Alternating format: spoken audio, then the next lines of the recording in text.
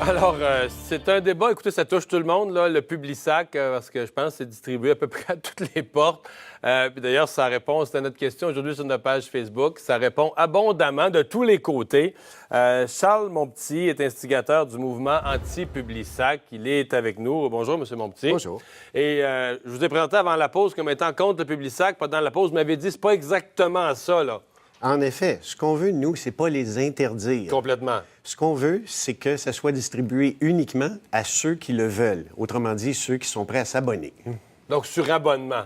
Par exemple. Donc, plutôt qu'une distribution générale. Oui. L'abonnement peut prendre différentes formes. Ça peut tout simplement être, au lieu du fameux rond rouge qu'on voit sur les boîtes à lettres, là, Qu'on a derrière nous, là. oui, ça pourrait être un rond vert sans barre diagonale qui dit « Je veux un Publisac ». Et c'est Donc, uniquement d'abord, ces vous endroits. inversez un peu ce qu'on appellerait en droit le fardeau de la preuve, le fardeau de l'action. Présentement, on dit on distribue à tout le monde des Publisacs, sauf ceux qui demandent de ne pas en avoir. On renverserait ça. Oui, et c'est d'ailleurs la façon dont les circulaires en ligne fonctionnent au Canada. Il y a une loi fédérale qui a été adoptée l'an dernier pour que des circulaires virtuels ne soient pas envoyés dans votre boîte à lettres électronique sans votre autorisation. Alors, il me semble qu'on devrait faire la même chose avec des circulaires réels qui, elles, sont encore plus dommageables pour l'environnement. Parce qu'à la base, c'est quoi? Est-ce que c'est ça, c'est l'environnement, c'est le gaspillage de ressources qui vous... Non seulement le gaspillage, mais c'est une question qui me semble être tout simplement de gros bon sens. C'est-à-dire qu'on ne va pas domper des déchets, si organiques soient-ils, sur les balcons de toute la population en disant « Bien, voyons, vous avez juste à le mettre au recyclage ». Il me semble que les gens qui veulent le recevoir, ils devraient avoir le droit, mais on ne devrait pas le donner contre leur gré à ceux qui ne le veulent pas. Même ceux qui ont l'affiche avec le rond barré rouge, souvent, ils le reçoivent quand même. Oui.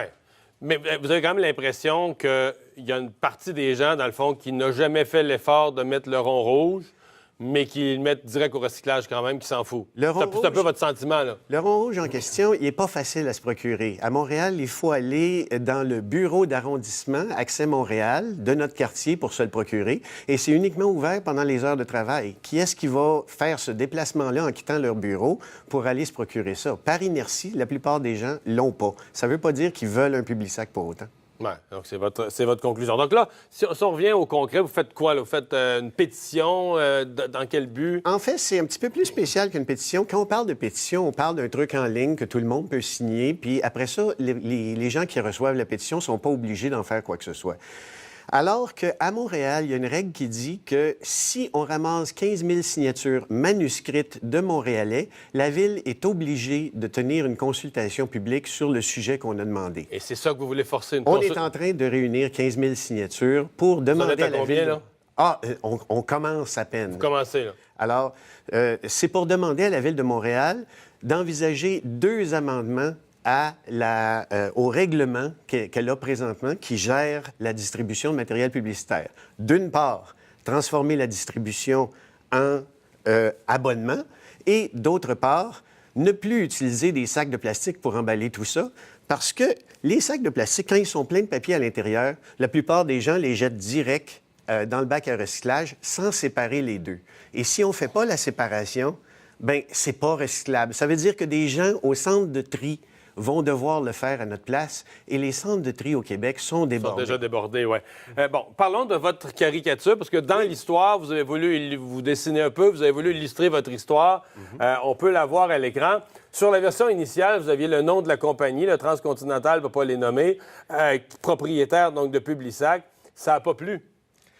Moi, ce que j'ai fait avec cette caricature-là, je voulais tout simplement illustrer une statistique qui est bien connue dans le monde scientifique ces temps-ci, c'est-à-dire que l'humanité déverse chaque minute l'équivalent d'un camion de déchets plastiques dans la mer.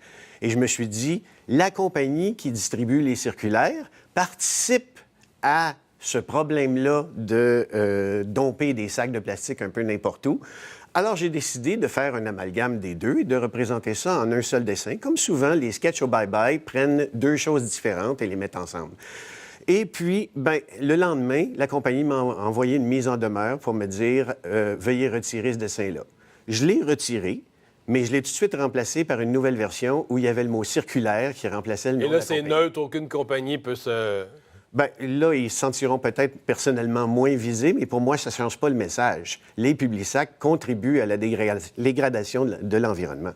Là, ça répond sur notre page Facebook, mais il y a Joanne qui dit c'est incroyable de chialer pour ça. Il y a tellement de choses plus importantes dans la vie que le Publisac. Elle ne comprend pas. Elle dit que vous n'avez pas les priorités au bon endroit. Elle ne comprend pas que vous mettiez votre énergie sur une petite bébelle comme les Publisac, que de toute façon, si on met le rond rouge qui est derrière nous, vous ne l'aurez pas, là. OK, 2 choses par rapport à ça. Premièrement, c'est pas une petite bébelle. Il y en a 3,5 millions qui sont distribués chaque semaine au Québec. À Montréal, c'est 900 000, puis c'est 500 tonnes de déchets chaque semaine qui vont se retrouver inévitablement au recyclage. C'est 500 tonnes de déchets par semaine. Oui. Puis les déchets qui sont recyclables, la moitié d'entre eux, à peu près, ne sont pas recyclés. Fait que là, on parle d'énormément de tonnes de déchets qui viennent souiller l'environnement. C'est pas une petite chose. Puis quand, des fois, ils distribuent 2 sacs au lieu d'un coup, parce qu'il y a une compagnie, parmi ceux qui sont dans le Publisac, qui veulent leur propre sac séparé de tous les autres. Alors là, au Québec, on monte non pas à 3,5 millions, mais à 7 millions par semaine.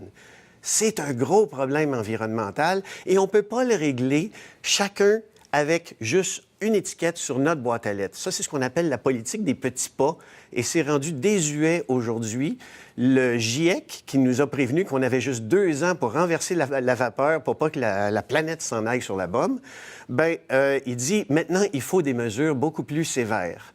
Alors, me semble que ce que je propose, c'est une solution beaucoup plus globale que juste régler ça personnellement avec sa boîte à lettres personnelle.